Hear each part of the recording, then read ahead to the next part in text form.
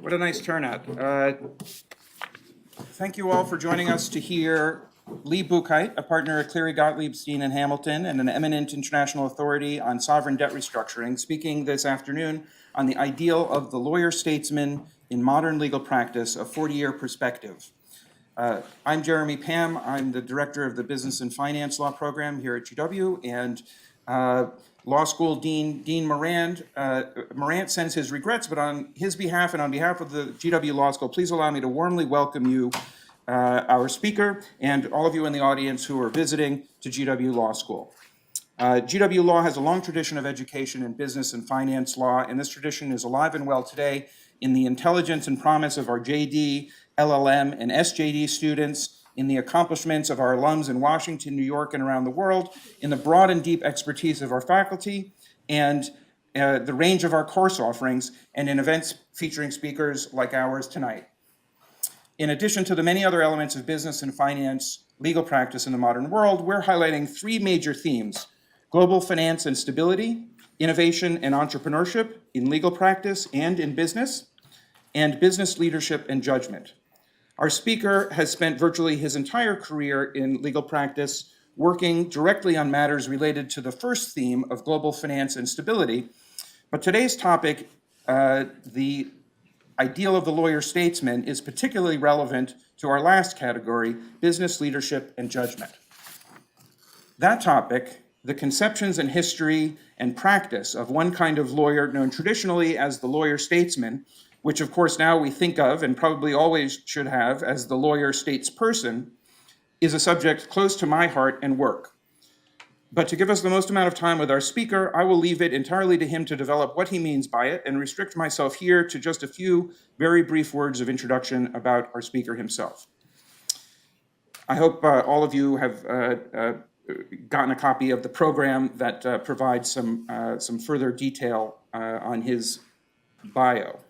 I could not be more delighted to welcome anyone to GW Law than our speaker this afternoon, Lee C. Buchheit, who is both the most eminent practicing international lawyer I know and someone who has been a great personal friend and mentor to me for my entire career as a practicing lawyer in New York and other places, and in my non-legal career in New York and other places, including some very exotic places.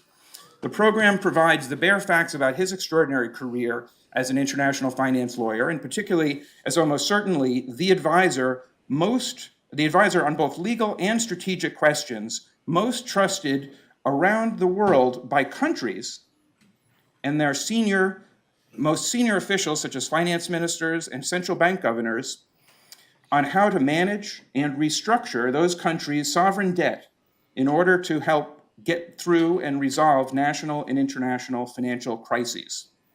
So he is a trusted advisor to countries on sovereign debt in financial crises. That's meant to be a strong statement, reflecting the achievement of an impressive career. Lee Buchheit achieved this status for many reasons, some of which we'll see demonstrated this afternoon. But for this audience, including some younger members of our legal profession, let me just interpret for you one aspect of the career laid out in the program. As the program indicates, Lee joined Cleary Gottlieb in its Washington office in 1976, spent about 3 years there, and then spent about 3 years in Cleary's London office.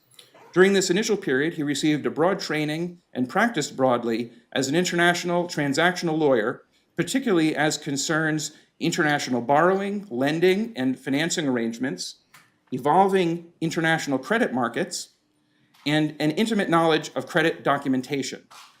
With that background, and this is the crucial part, in or about 1982, around the time that Mexico famously informed its creditors with regret that it seemed to be unlikely that it would be able to pay all of its sovereign debt on the original terms, which is the traditional beginning of what is conventionally referred to as the Latin American debt crisis, although in fact it was an extended global financial crisis between emerging market countries on the one hand and developed country financial institutions on the other. Lee identified a practice area that he thought was fascinating and important, advising countries during financial crises on restructuring their sovereign debt to help get those countries out of the financial crises. Having identified that practice area, Lee spent the rest of his career doing anything and everything to keep himself in the middle of it. One of the things that entailed has been extraordinary travel, and I'm not just talking about fun travel. Shuttling back and forth between New York, Washington, and London was absolutely routine, not even requiring comment. But between Hong Kong, Manila, and New York for years was something he did. New York, London, Paris, Dubai, and Amman was an itinerary I shared with him for a number of years when we worked together on Iraq. And we also spent time together in the Caribbean, in Africa, in Europe. The point is that to pursue the practice he wanted to, he was literally willing to go anywhere, anytime. And I think that there's a lesson there for all of us as practicing lawyers. One other thing his pursuit of this practice, of his chosen practice, has entailed has been an extraordinary amount of writing for someone whose day job is as a practicing lawyer. When he has done innovative transactions, which I won't say he does routinely, because I think that would be a contradiction in terms, but which he has done regularly, he has written them up in both academic and in shorter formats in order to share the practice knowledge with the broader world, which has often been very interested indeed. When a financial crisis started and he was not yet directly involved, he wrote about what could or should be done to encourage progress, whether or not he was involved. In the relatively rare periods when there was no financial crisis in the world to be directly working on or indirectly advising the world on through his writing, he taught and wrote more. The result is that his legacy has been not only the actual sovereign debt restructurings that he's worked on, which obviously have been an important difference to whole countries, but also the broader professional and academic and policy understanding of that practice area of sovereign debt restructuring. In sum, I think there are many lessons to be taken for all of us from Lee Buchheit in his career, not only as an exemplary sovereign debt restructuring lawyer, but as an exemplary lawyer, period. With that, let me turn the podium over to our afternoon subject, The Ideal of the Lawyer-Statesman in Modern Legal Practice, a 40-year perspective, and please join me in warmly welcoming our speaker, Lee Buchheit.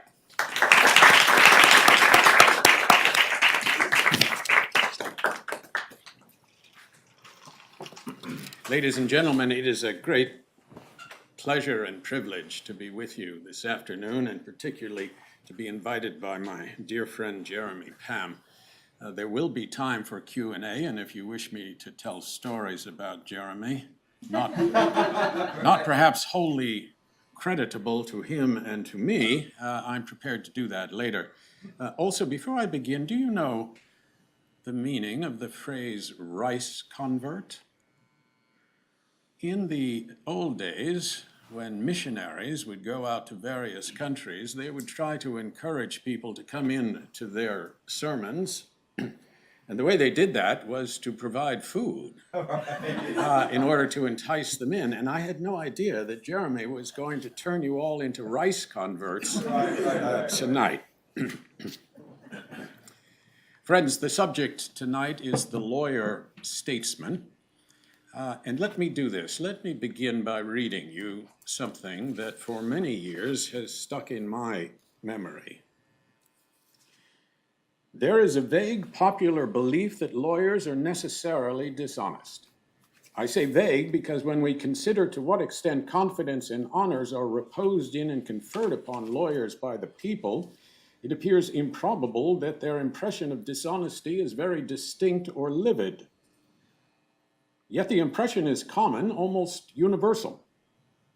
Let no young man choosing the law for a calling for a moment yield to that popular belief. Resolve to be honest at all events. And if in your own judgment you cannot be an honest lawyer, resolve to be honest without being a lawyer. Choose some other occupation, rather than one in the choosing of which you do in advance consent to be a knave. Those remarks come from some notes that Abraham Lincoln jotted down in 1851. That's 9 years before he assumed the presidency. He was a lawyer in Illinois at that point, asked to give a lecture to some law students. We don't have his lecture. We only have 2 pages of his notes, but that was the basic theme of it.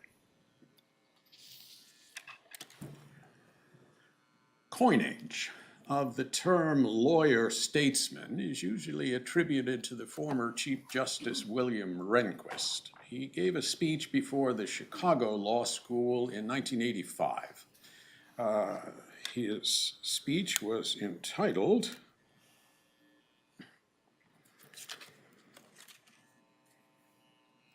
The Lawyer-Statesman.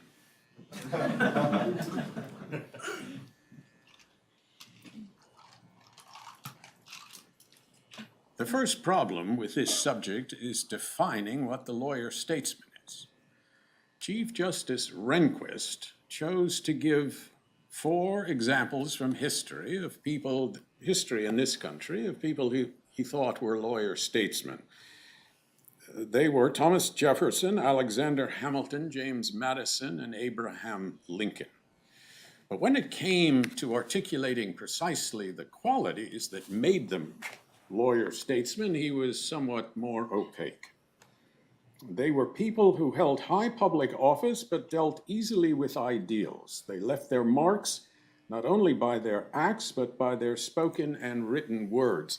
It was that last quality, a fluency with spoken and written language, that the Chief Justice felt was probably the most significant attribute of the lawyer-statesman of old.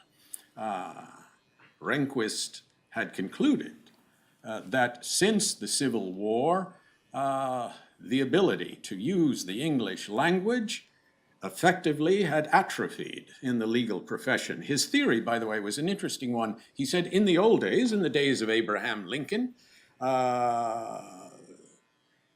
these lawyer-statesmen would have to go on the stump. They would have to campaign for their political careers, and that discipline taught them the art of rhetoric. And having mastered that, they could then turn it to great advantage in their legal practice.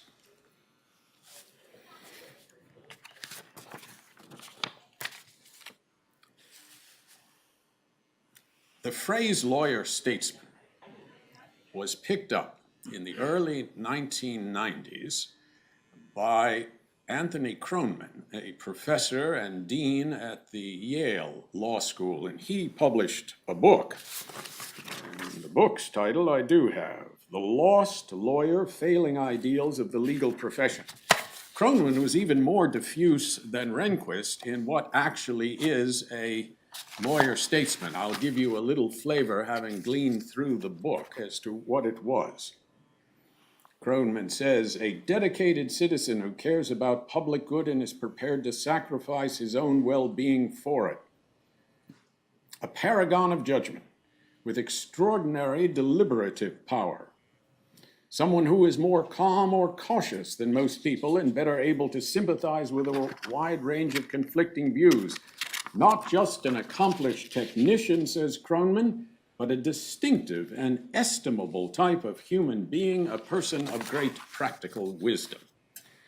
The theme of Kroneman's book is that those qualities have eroded, and that by the last quarter of the last century, this profession was no longer producing lawyer-statesmen, no longer estimable human beings of that kind. Kroneman's book then set off a minor literature as to what is wrong with the American legal profession, and many people joined into it, contributing their views as to how we as a profession have been degraded. I'll give you a few of them. Some said it's the fault of the law schools. They no longer teach doctrinal legal training, certainly not the better law schools. No law school wants to think of itself as a trade school. Rather, they have become, under this theory, graduate departments in sociology and economics. It explains the hyphenated courses that you find, law and economics, law and rhetoric, law and the early poetry of Emily Jane Bronte.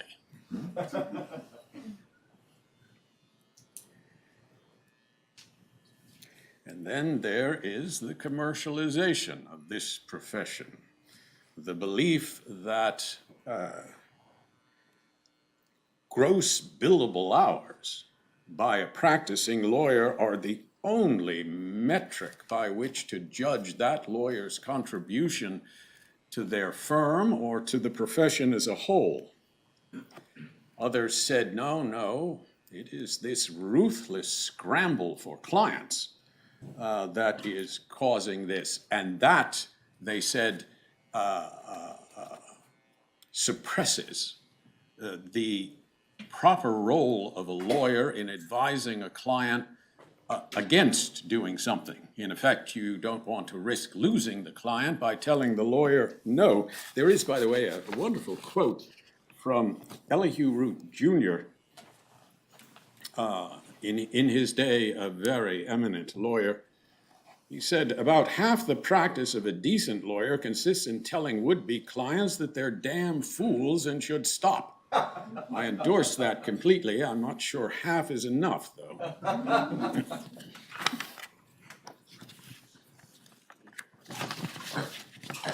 And then there is money. Money, money, and money. Many people point to the mid-1980s when in this profession you had the publication of trade press, the American Lawyer and the progeny of the American Lawyer, which realized that to publish financial information about law firms, profit for partner, gross profit, et cetera, was a wonderful bit of gossip to offer the legal community. But many people, truly many people, will say that is what engendered this obsession with measuring a lawyer, a law firm, this profession in terms of money. Because you see, if I was making $100,000 a year, I was content until I picked up that damn magazine and realized Jeremy Pam was making 110. And many people concluded that greed will plow the road for dishonesty. And there may be something to it. Other people would look at the role of the lawyer. In an effort to get clients, you convince the client that you are the proverbial junkyard dog litigator. That your gratuitously gladiatorial spirit against your client's opponents is absolutely a virtue, no matter how discreditable it might be to the profession as a whole. Others said that the use of litigation in this country, even where there is no plausibly justiciable claim, the use or threat of litigation as a way to intimidate one's commercial parties is an acceptable behavior and should be at least tolerated, if not encouraged, by this profession. And others said, hearkening back to Justice Rehnquist, that over the last quarter of the last century and the first quarter of this one, there has been a degradation in the even appallingly low standards of legal writing and legal speaking that prevailed when I went to law school. I'll have more to say about that in a minute. In other words, if you peruse that literature, some commentators blamed the law schools. Some blamed the law firms. Some blamed the clients, some blamed the tabloid press, some blamed society as a whole, and some blamed all of the above.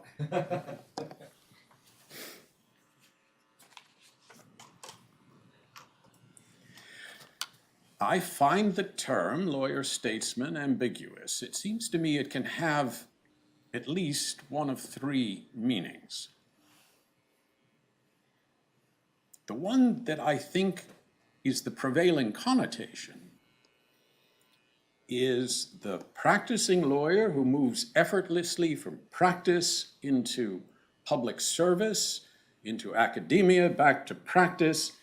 The model here is going to be the Adlai Stevenson of the world, the John McCloy of the world, the Cyrus Vance of the world.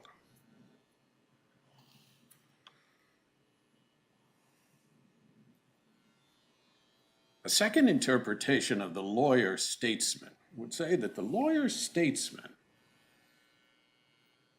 to an unusual degree, has that truly ineffable quality, judgment.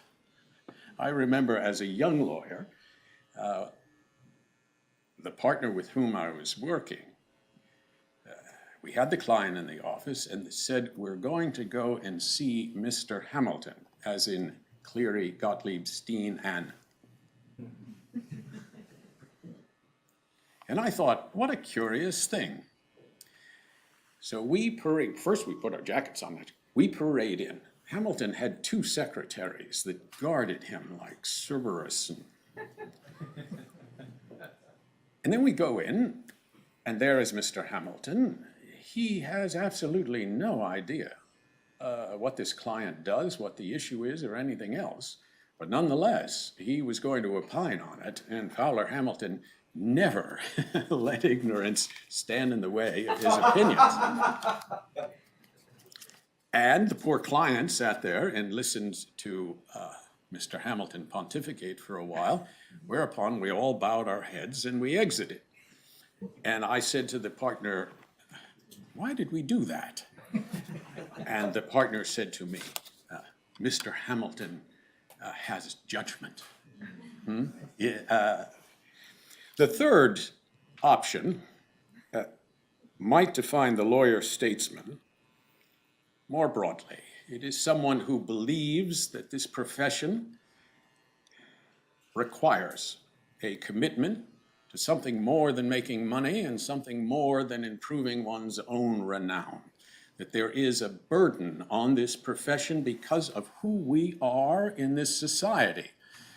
Laws, the administration of justice in this country is the very foundation of our society. It is the substratum.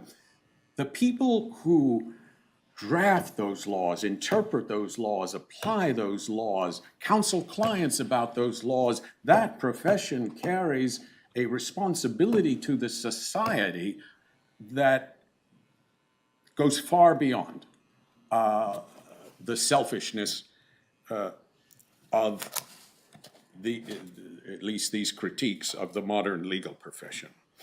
So, Kroneman and others strongly suggested that there was in this country a golden age of the legal profession, a time when titans of the bar stalked the halls, and that we have fallen from that irretrievably, irreparably fallen from that. There was never a golden age, friends, and the golden age to which they point, I might remind you, in that era, this was a profession of white men.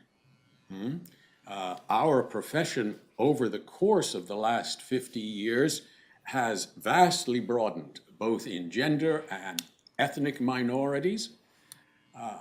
Moreover, those titans pretty much had well-heeled corporate clients. Not all of them. There was the occasional Clarence Darrow in that group, but there was no institutionalized effort in the golden age of this country's legal profession to provide legal services to low and moderate income clients. There is in the literature something they call the justice gap. The justice gap is the chasm between the need for legal services among low and moderate income people in this country and the resources of the legal profession that can provide them.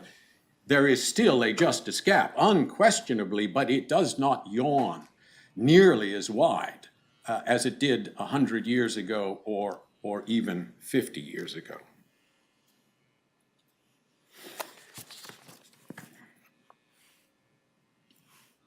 I'm going to offer you my definition of a lawyer-statesman.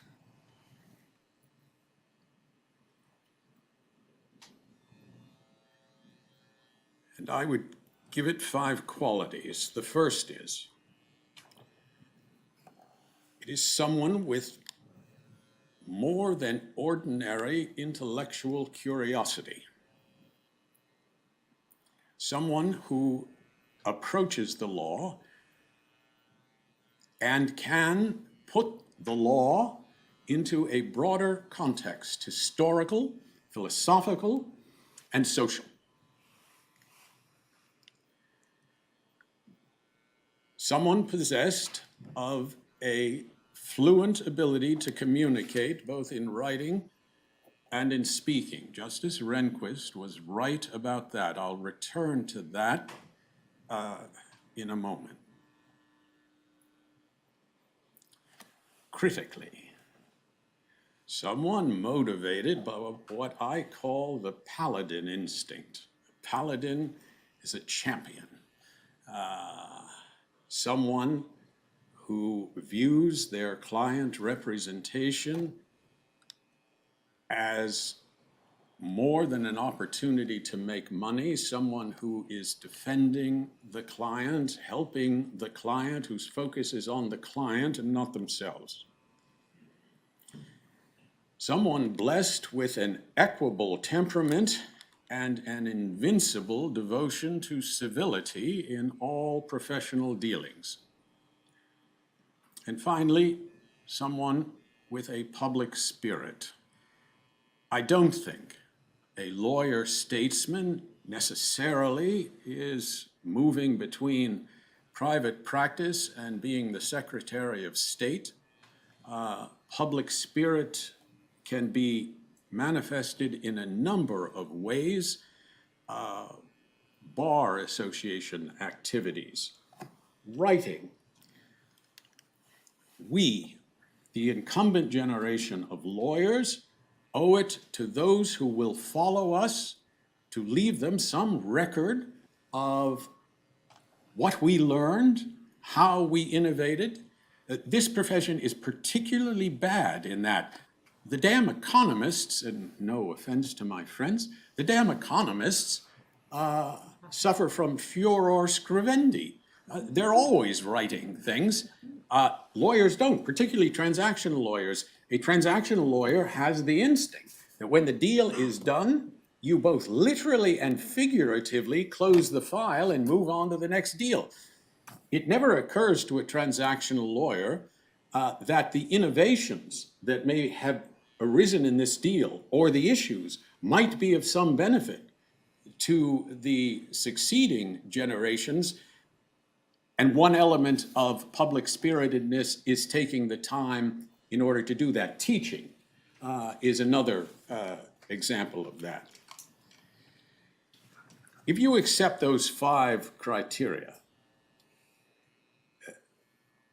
then I think we have to say that the practice of law in the first quarter of this century does pose some challenges. First, the intellectual curiosity. Everything I say from now on is perfectly idiosyncratic to me. Every lawyer, every new lawyer, shares one trait in common with every other new lawyer, and that is ubiquitous incompetence. Until you've done something a few times, doesn't matter what it is, draft a contract, file a UCC financing statement, argue a motion, depose a witness, until you've done it a few times, you cannot profess that you're competent to do it. You might know the substance of what you're doing, but you've never actually done it.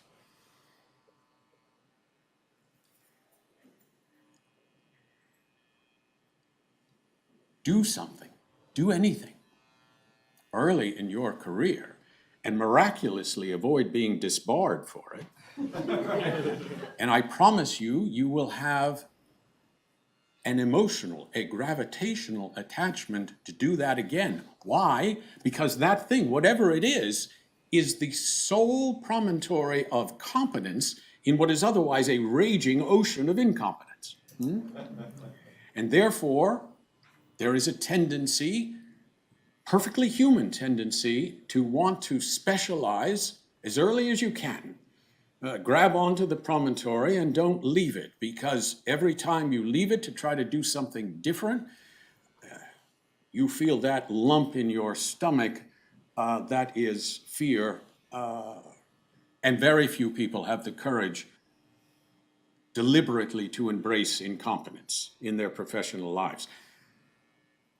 That has always been true. The difference between the old days and now, even the old days since I have joined this profession, is that law firms, when I joined it, used to actively tell their associates, don't specialize too early, son. We want a well-rounded lawyer. We'd like you to do some litigation. We'd like you to do some contract work. All of that. There's plenty of time to specialize. Plenty of time, but in your early years, get as broad an exposure as you can, because and I'm looking now at the younger people in the audience, don't fully realize how lawyers in different practice areas think differently about problems. I'll give you one example, because I started out practicing law in Washington, D.C. If you go to a lawyer in New York and say, I have a problem, the ABC Act is inhibiting something I want to do, the lawyer in New York will read the cases, read the act, try to figure out a theory for why. You say the same thing to a lawyer in Washington, the lawyers say, we'll change the law.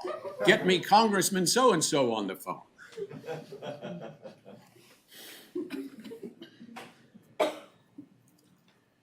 The law firms today accept this. The economics of this profession have changed vastly over the period that I have been in the profession. The law firms of today, wittingly or not, know that specialization by their associates is remunerative. Look, when I started, I think I was billed out at $25 an hour. I would sit in a meeting with a client. The client would know perfectly well I had no idea which end of this implement the ink came out of. But for $25 an hour, I was on the team. I would grow. I was, and they were prepared to do that. No mas amigos. The clients today will say quite rightly, I don't want to pay to train your new associates. That's your job.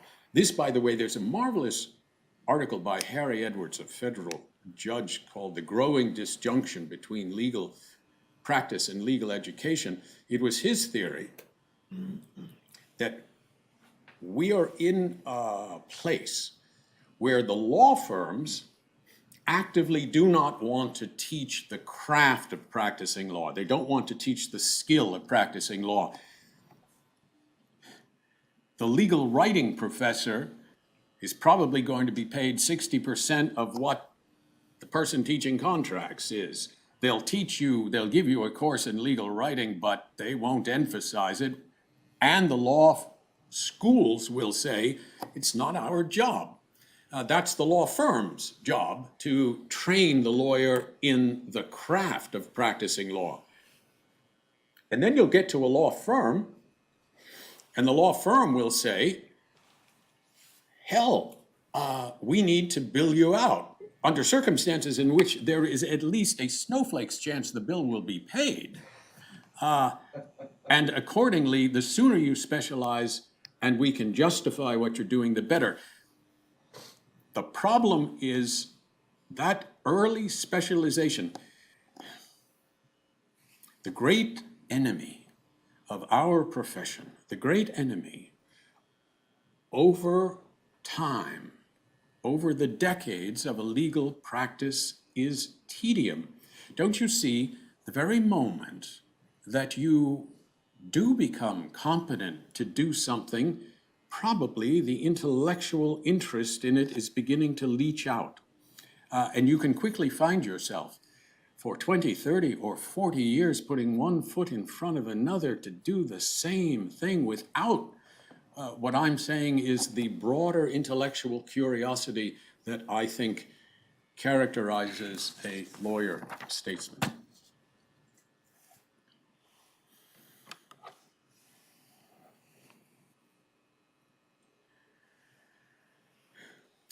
Communication skills. This is Rehnquist's point.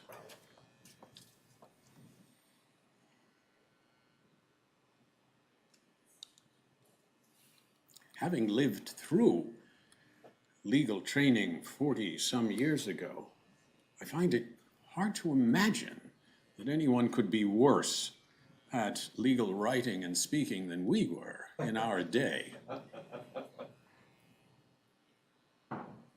But perhaps there has been an erosion. As to the reasons for it, I think part of it can be attributed to this loathing by law schools that they're teaching the craft of practicing law.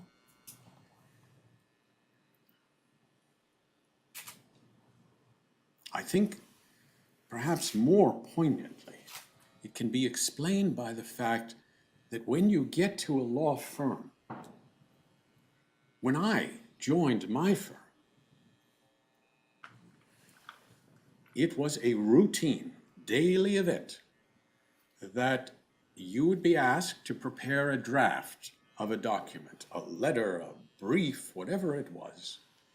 You would give it to the senior lawyer, and then you would be called into that senior lawyer's office. And there would be your document in front of him. Usually, by the way, it's particularly cruel. Usually, it would be untouched. And for just a moment, you would flatter yourself that somehow, like, you know, the old joke about the infinite number of monkeys typing an infinite number of typewriters will eventually produce Hamlet, you will say, my God, look at that. Huh? Unblemished. And then the senior lawyer, very often they would stare at it for a while. And then this happened. They would take their left hand and they would put it very gently on the side as though they were feeling for a pulse. And then it would begin. They would say, Lee, on the first page, what were you trying to say? You see, it's the inflection of that word trying that I found so unsettling. But the truth is, all of the questions that followed that one were rhetorical. They would then take out, there were, by the way, senior lawyers divide into two camps. They are the merciful and the others. The merciful used to do this with graphite. They would have a pencil.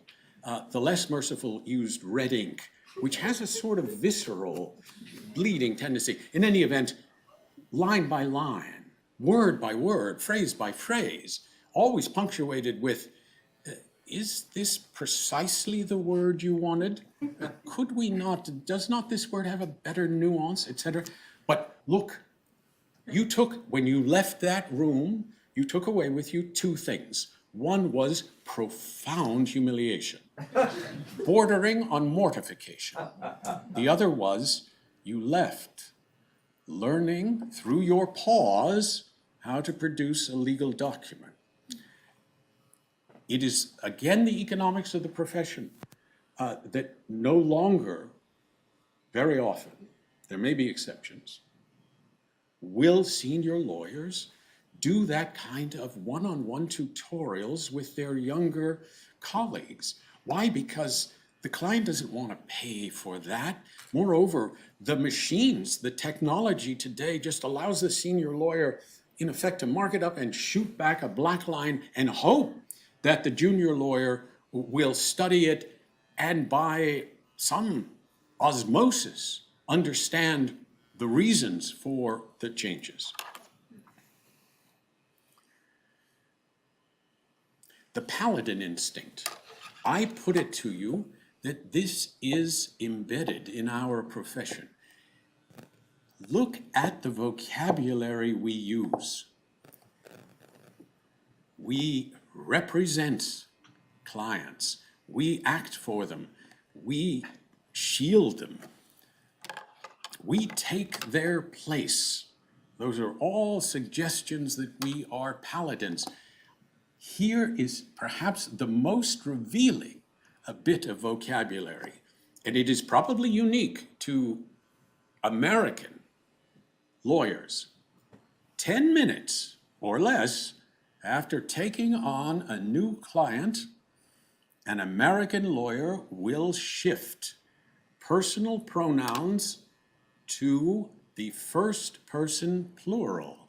Ed, this is our problem. We will make this argument, suggesting almost a physical congruence between the lawyer and the client. Trust me, trust me.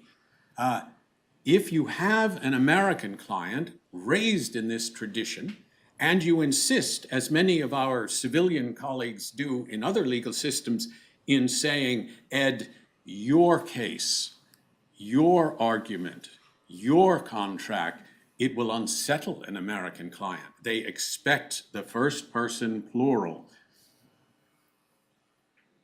We, our, us.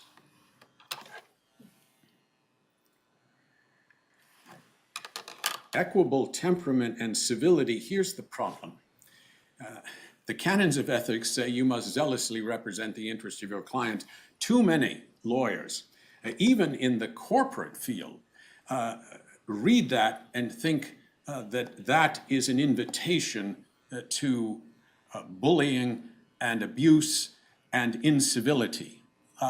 It is absolutely not. That those corporate lawyers seem to be oblivious to the fact that if in the course of negotiating a contractual arrangement between your client and a counterparty, you exhibit such a gratuitously gladiatorial demeanor that the counterparty leaves the negotiation feeling bruised and ill-used, what you've done is launch your poor client into a partnership with someone who already is seething with resentment.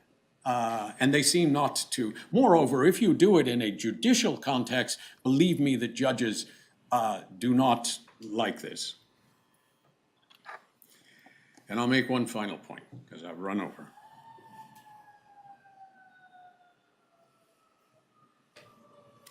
I'm going to paraphrase Abraham Lincoln. If you are joining this profession for the sole reason of maximizing your lifetime income, please join another profession. That is not what we are. That is not what the best of the American legal profession is. I'm not telling you to learn to love poverty, only to learn not to be obsessed by money. There is a burden in this profession to the society as a whole. There is a burden on each member of this profession to the profession as a whole.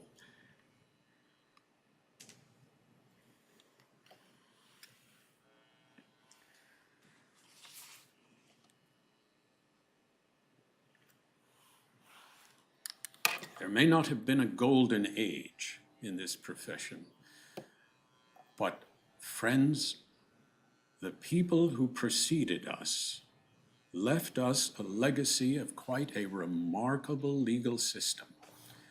A machinery of justice that, while it is not perfect, is better than most places on this planet. Join this profession, and it will be incumbent upon you to improve that, and in your turn, turn it over to those who follow you without debasing it or dishonoring it. I'll stop there. Thank you.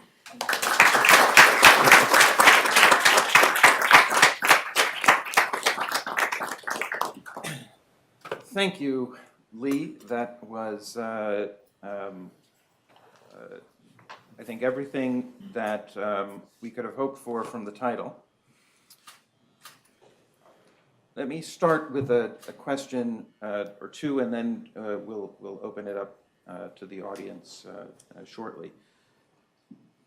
Starting where you left, I think the 5 qualities are extremely useful in the context that you put it in, the historical context, and the hopeful note that you ended on. But the paraphrase of Lincoln that that there is a sort of internal tension that you have an obligation to clients, but to zealously represent clients, but not too far. You don't have to love poverty. It's fine to want to make a good living, but not want to maximize income. Just starting there, and given the historical trend that you just in the course of your own career that you have described, how are young lawyers today to first to identify a line, a middle ground that is in touch with that doesn't go too far in either extreme, and then, assuming they can identify that, how are they to defend that in the context of a broader firm and clients and profession and society that may not have had the benefit of your talk? Well, good question. The problem, of course, being a junior member of this profession, is that there are more senior members above you. Very difficult to criticize the senior members explicitly or even implicitly. I'll give you an example from my own experience. My first year of practice, there was an environmental case. We were advising a company that had a plant making some chemical, and the partner and I went up to see the board, and the issue was the EPA had wanted them to install a scrubber on one of their smokestacks. It was effective but expensive. And they said, well, here is the readings from the smokestack, and it was, well within range, well within range, well within range, well within range, spiked, well within range, well. And the partner said, oh, that had to be wrong, right? No, the general counsel said, that was the week that Fred wasn't here. He had the flu. And the partner said, who's Fred? Well, Fred was the security guard out at the gate. And Fred knew all the EPA inspectors. And so when the EPA inspectors came, he would call the plant manager and they'd shut the smokestack off. So by the time the EPA guys took their reading, and I remember on the way back saying to the partner, don't we have just a small ethical issue here? But look, it's very hard to give a talk like this without drowning in platitudes. But ethical issues will arise more often than you think they do. Elihu Root's comment that the ability to tell a client that it's a damn fool and should quit doing what it's doing, more often than not, that will be your professional judgment. And if it is, you occasionally will have to give that advice, even if it means that you may lose the client because there'll be some other lawyer prepared to salute and say, whatever you say, pay the bill, and I'll do whatever you say. I don't know. That's not really an answer to your question, but I'm not sure there is a perfect answer. Thank you. I'll ask, approach it from one other angle, and then I will be quiet. In your historical survey, you mentioned a number of factors that have made it harder in the 21st century than in previous times. And a couple of the particulars that you mentioned were the greater influence of money, greater influence of money, and that has lots of dimensions and has lots of sources external to the legal profession, but also some sources inside the legal profession, including the American lawyer surveys. So money is a broad pressure that puts more strain on a lawyer-statesman, someone trying to develop these 5 qualities. Another big historical factor was the move towards greater specialization, and that is partly has a monetary dimension in that clients are more impatient and want to get value for the high hourly rates they're paying, but is also part of a broader social trend that we've seen in academia, in other places, towards greater specialization. So again, given the sort of these broad structural pressures on the young lawyer of money and the generational fact that not only are they going to be junior lawyers in the context of a structure, but they may be in a structure where no one remembers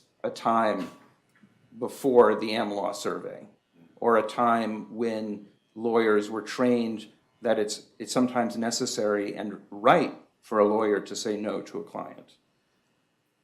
How is there anything? What should young lawyers do? What should lawyers in school, out of school, in order to maintain, not to give up the monetary incentive, but to maintain some non-monetary incentives in their life, not to not develop specialization and expertise, but to maintain some broader intellectual curiosity and generalist passion?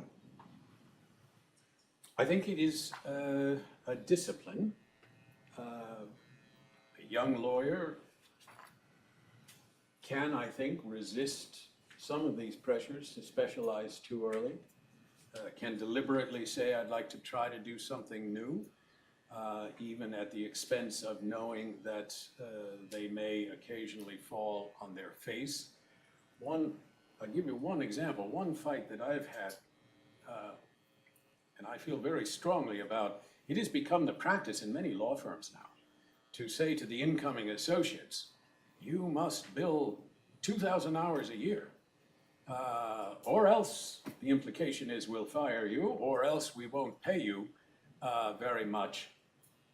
You say that to your young associates, I promise you they'll bill 2,000 hours a year.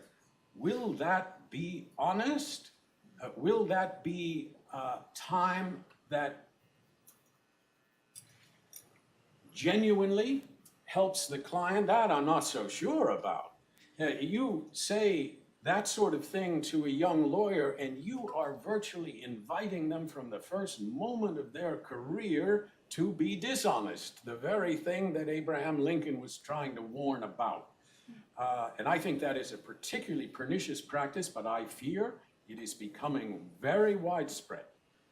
Thank heaven my firm does not do that, but look, the senior lawyers in the firm are looking at the firm's profitability. They know you people in your law school careers look at law firms' profitability, and so they can justify it by saying we need to continue to recruit people out of the George Washington Law School, and we need to do that by showing them we're a very profitable firm. It is an invitation to a kind of corruption. I remember Mark Twain said about Jay Gould, a financier of the late 19th century, he said, people had always liked money. He told them to kneel down and worship it. Well, thanks. I will stop with my questions there, except to note that you have made, in your talk alone, in the example of your talk, I think you've made a contribution to the less specialized or generalist ideal, or what we might describe in contemporary terms, interdisciplinarity, because the literary genre of the talk you've given, if I'm not mistaken, is, I believe, the Jeremiad. Yes. Which is an old American tradition, and you can look it up. But let's turn to the audience and ask away. We have to say that stories, war stories, are now fair play. Good. Professor Wilmarth.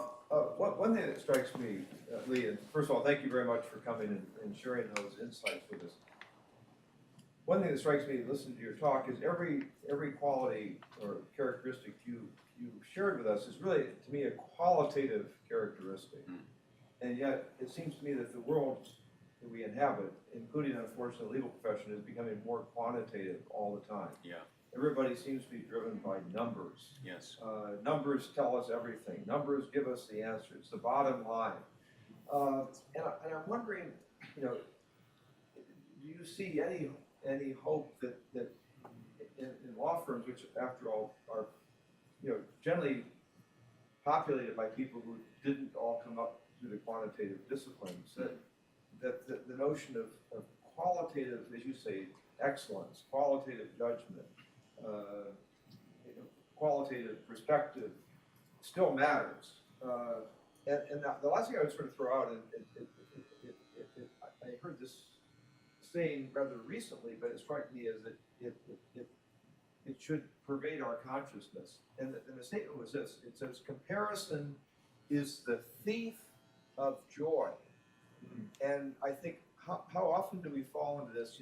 I'm not doing so well compared to that guy, right? Instead of saying, how am I doing compared to myself? I think that, it seems to me you're appealing for lawyers to sort of be true to themselves and say, do I have a life? Do I have a career? Do I have a calling that is satisfying to me for all, hopefully, the right reasons? Not because I'm comparing myself with whoever that person is over there. Is there any room left in the elite law firms for this kind of qualitative view of things? Oh, I think so. You're quite right in your last comment. I am exhorting you to have a broader scope in your professional life for the simple reason that it must carry you through the next 3 or 4 decades. We are a self-reflective profession. Many people, I think, feel the way I do. You're quite right in saying that numbers, whether that be billable hours or client billings or profit for partner, those are all easy metrics. And if you judge the worth of a lawyer or the quality of a law firm solely by that, it is easy, but it is very misleading. And in one's career, to a surprising degree, clients will occasionally thank you for exercising a degree of independent judgment, for calming their more excitable moments. Moreover, and this is something I probably should have said, a lawyer's reputation among the bar is an enormously precious thing. Whether you're dealing in corporate or litigation capacities, to be dealing with other lawyers who know that you can be trusted, not to pull a fast one, as it were, that's a very important thing. And so there are benefits to behaving in a more civilized way. But to measure the quality, the contribution of a lawyer to their law firm or to this profession solely by questions like billable hours and money, I think is very shallow. Yes, sir. I had a question about the case with the EPA and the smokestack. Yeah. How did that end up getting resolved? It ended up getting resolved by us telling the EPA what happened. But it was not, what bothered me was, it took the drive back to reach that conclusion.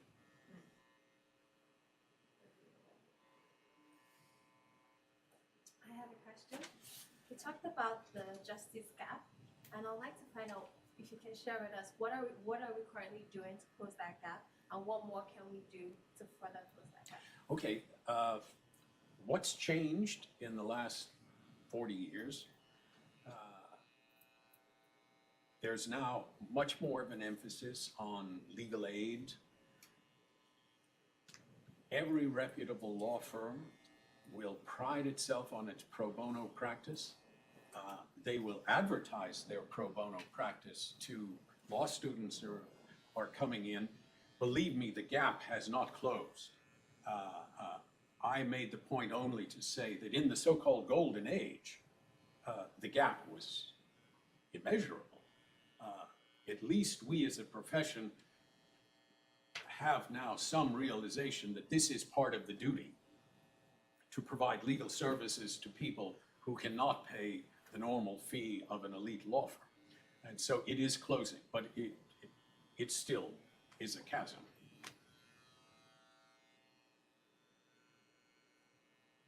Sir?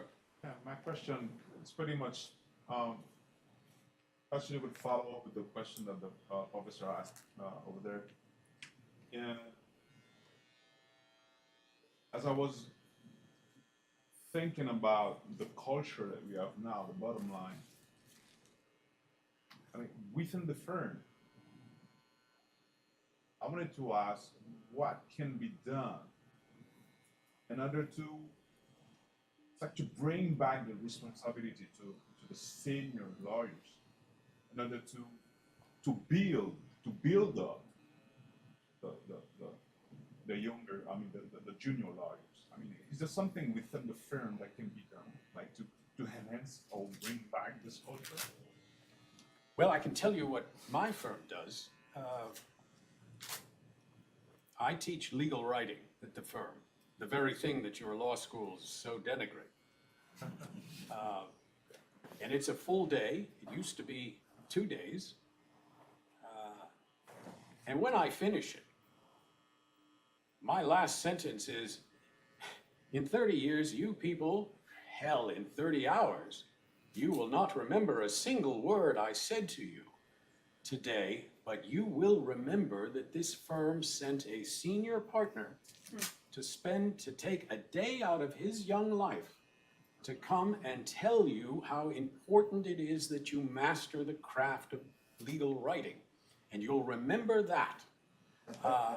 It would only take law firms to have their senior lawyers speak to the juniors in a way that suggests that these non-monetary, non-remunerative activities are valued and esteemed by the firm, and you would have gone a long way toward helping the problem. The fact that law firms, since I have been in the profession, have put so much emphasis on their pro bono practices. In the early days, you know, you did a pro bono practice, you were shirking real work. Law firms now will say the pro bono is honored, rewarded, and moreover, you take on a pro bono client, and as a professional matter, that client has as great a call on your time and talents as a fully paying client. Once you take on a client, your duty is to that client, not to how much you're going to be able to bill them. That is of inestimable value in trying to change this. I wish more of it happened. Shonda. Lee, I was wondering, you didn't talk at all about technological development, and there are a lot of changes that are hitting the legal profession that are much broader than just those that relate to cultural practices and big law firms.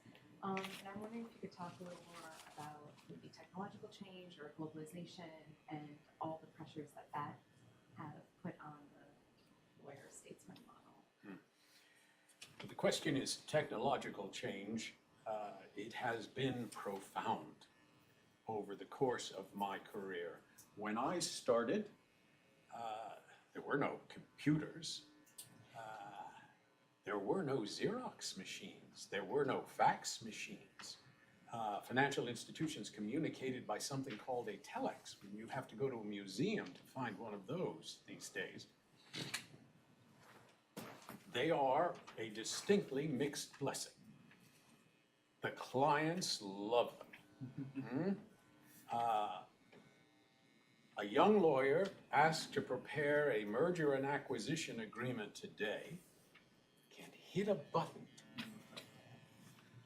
and 100 single-space pages will promiscuously come printing out.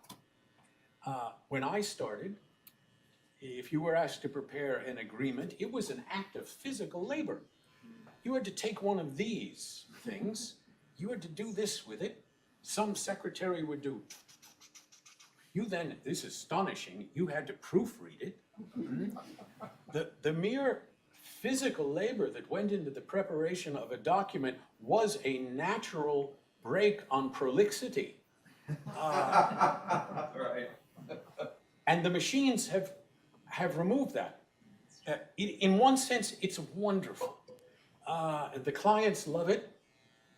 In another sense, it's quite a danger, particularly for the young lawyer, because when you had to write it yourself, the old rule that you never put into a contract something you don't yourself understand made sense. But when you're getting the model or precedent handed to you, as the young lawyer, you have no depth of perception. You haven't done it before. You don't know what in there is the product of divine revelation and what was some idiosyncratic adaptation of the agreement to deal with some problem in a prior deal from which you got the model. And therefore, your tendency will be to change as little as you possibly can. You certainly won't strike anything out for fear that unwittingly you're cutting the carotid artery of the agreement. And what you will esteem in your senior lawyers, most of all, is the virtue of a tree surgeon. You'll hope they'll take your agreement and go and cut out all the unnecessary stuff. But the problem is the senior lawyers are under enormous time pressure themselves, so they will ask for a black line. By the way, think of what that request means. To say to a junior lawyer, Jill, send me a black line is another way of saying, if this thing is screwed up, you did it because that's how you meddled with the form. So in one sense, it's wonderful. And the clients, by the way, instantly adapt to these things. Whereas when I started practicing law, there were no faxes, there were no emails, there was not even Federal Express. A client would say, when can you get me the document? And I would say, a couple of weeks. Oh, fine. Oh, man. Try that on a client today. So the clients instantly adapt to these technological things. They are, in a sense, wondrous. But from the standpoint of the training of the new lawyers,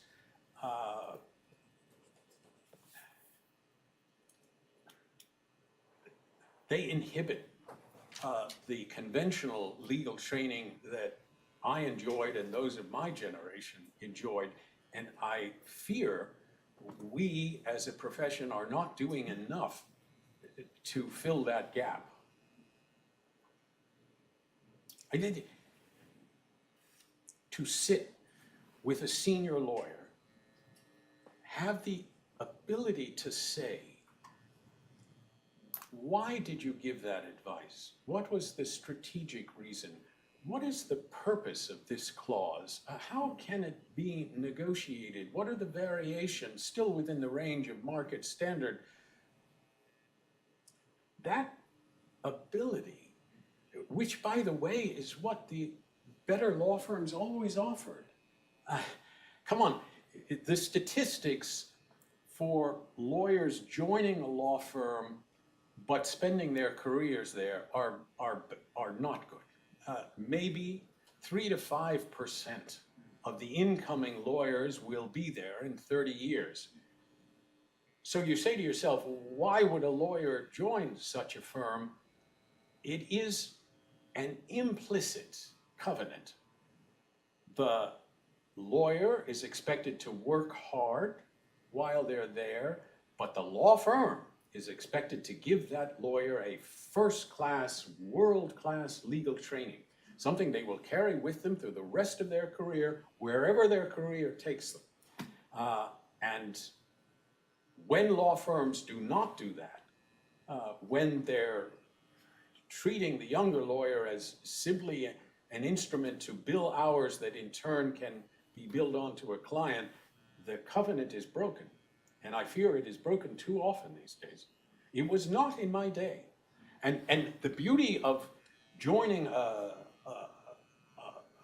law firm was you got to sit with different senior lawyers. From each of them, you took away something. They're not all good at everything. Some write like angels. Others have a fluency in their speaking ability. Others are brilliant. And from working with a group of senior lawyers, you would take little patches. And the young lawyer is an extremely adhesive creature. At the end of a few years, you look like a patch doll because I can write like Ed Bartholomew, but I can talk like Raphael Molina. And that's the way it should be, because none of us are congruent in our talents and temperament. We all are better at some things than others. And being able to have that diversity of experience would allow you then, like a sunflower toward the sun, you will turn to what you're good at. I think we have time for just one more question. Raphael. Lee, out of curiosity, you've been with Luis your entire career.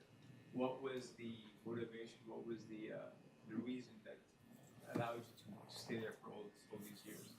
Hell, Raphael, it should be perfectly apparent after this talk. They tolerate me. I can't imagine any other law firm in this country would tolerate me. The reason, first, certainly when I joined the firm, the propaganda was very much in favor of encouraging a broad range. I had the great benefit of being in 4 offices early in my career. Each of them I was obliged to do something different. I did litigation here in Washington. I did Eurodollar financial work in London. I came back, I started the sovereign debt stuff. I then had to go to Hong Kong, where I ran an office and I did whatever walked in the door. And those geographical changes forced me to embrace incompetence again and again and again, hence my emphasis on it. But the firm has always had a reputation of being a little quirky, and they will tolerate even people like me, although I sometimes wonder whether several of them wouldn't want to put on their suits and come down and close the door and give me a speech, but they haven't yet. That's to their great credit. Well, perhaps that is a good note on which to end. Lee, I was just thinking during the last couple of minutes, like if there was a short way of summarizing the advice for young lawyers, and I started to think it was the importance of setting standards for oneself and committing oneself to the work, and where necessary, the struggle to meet the standards, or at least to if not to make a deliberate decision to revise them. But that struck me as too depressing and too pessimistic. And so perhaps another way of a better way of framing it is to do all of that independent work, and then to look to find at least one senior lawyer that you can share those, that you share a sense of the professional ideal in common with. It, perhaps you can't have a whole firm or a whole organization. Probably one never could. But there, it's still possible to look for it and to find it. Would you agree? I agree. Look, we are still a learned profession. Despite all that's happened in the last 40 years, we still have that. And my sentiments about this profession are not wholly unique to me. There are a lot of people out there that feel very much the same way. You are joining a magnificent profession with a long and honorable history. And in your turn, you will turn it over to other people, hopefully for the better, for your tenure in it. Lee, thank you. As always, it has been a privilege and a pleasure. Thank you. And I'd like to ask our first graduate fellow in business, finance, and entrepreneurship, Rehnquist Oliphant, to give you a little token of George Washington Law School's appreciation. Thank you.